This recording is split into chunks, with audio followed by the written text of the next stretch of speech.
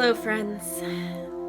You might have noticed that the music today is different. That's because today and tomorrow are the two saddest days of the Christian calendar. Today is Good Friday. I'd love for you to go and find a cross to hold as we do our time together. This is my cross that I'm holding. It's a crucifix that I bought at an Anglican monastery in Santa Barbara. And I hold it a lot when I pray, but today I'm going to be holding it as we discuss Jesus's death. And I'd like to begin with this short reading from Psalm 22. My God, why have you forsaken me? Why are you so far from saving me, so far from the words of my groaning? Oh my God, I cry out by day, but you do not answer, by night, and am not silent. Do not be far from me, for trouble is near, and there is no one who can help. But you, O Lord, are not far off. O my strength, come quickly to help me. The word of the Lord. So friends, if you don't have a cross with you, go ahead and go find it. And when you get back, we'll talk about why I started with Psalm 22.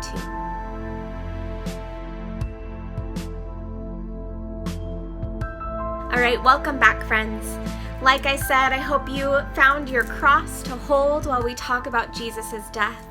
I started with Psalm 22 today because that psalm is quoted by Jesus while he is dying.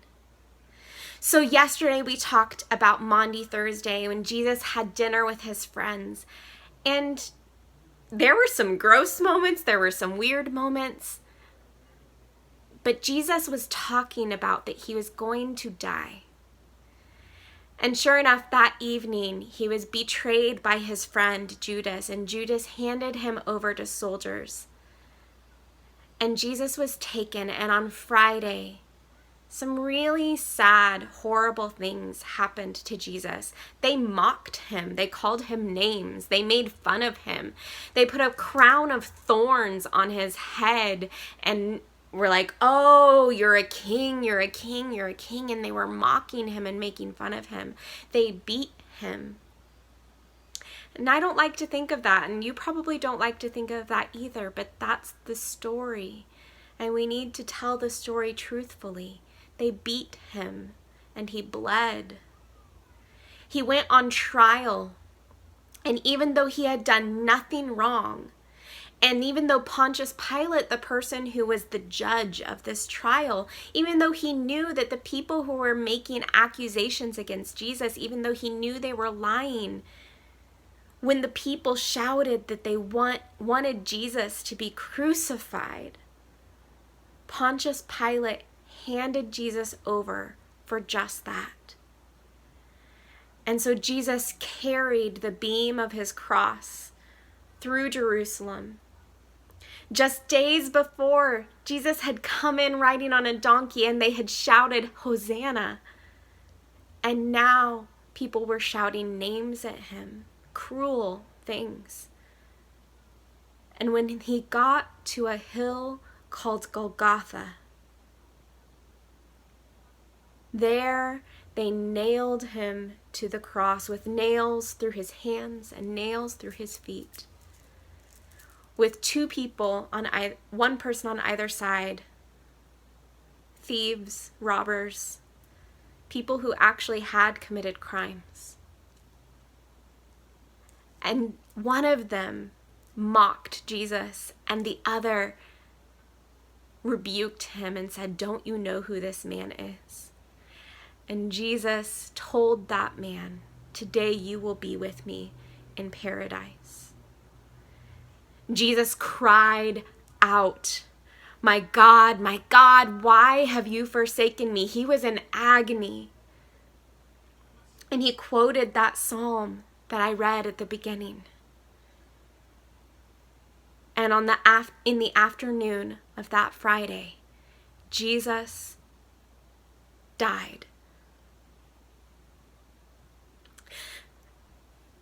Friends, every year this story brings me to tears.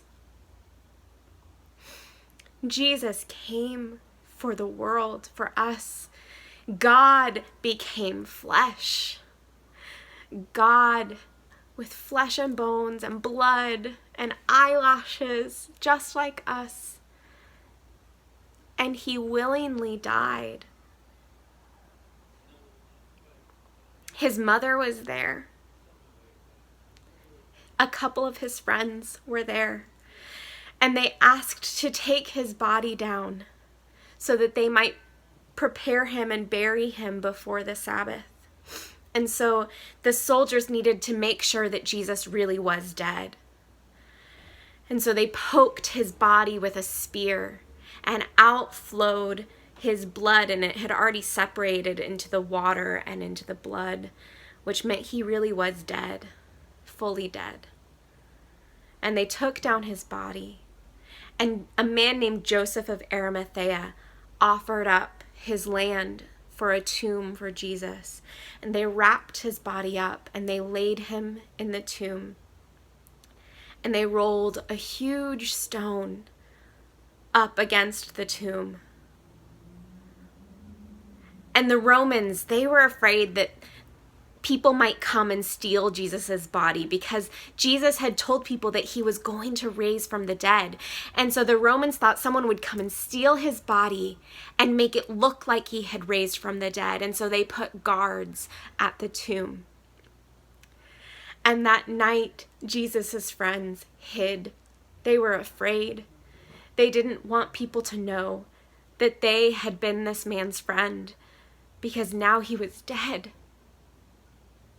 The person they thought had come to save them, to rescue them, was dead. And so as I hold my cross,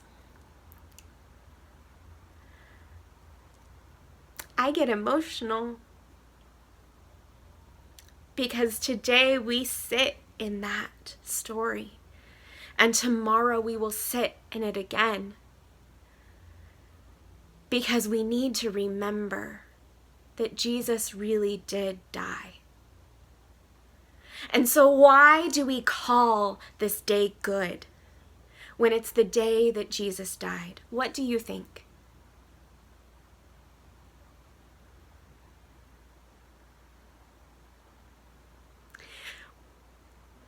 I know some of you are saying it. We call this day good because we know what happens on the third day. We know what happens on Sunday. This day truly is good, but we get to be sad. We get to be horrified at what Jesus went through. But know, friends, know this. Sunday is coming, and we will be glad. And for the first time, we'll be glad not near each other, and we'll have to celebrate in our own homes, but we still get to rejoice. So tomorrow is Holy Saturday, and we will spend some time thinking about what it was like that day in between his death and his resurrection.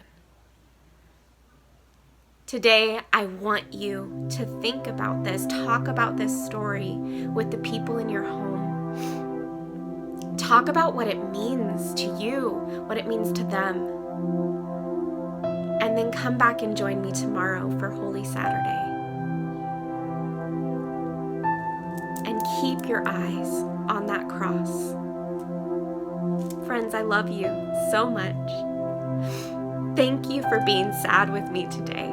And I will see you tomorrow on Holy Saturday.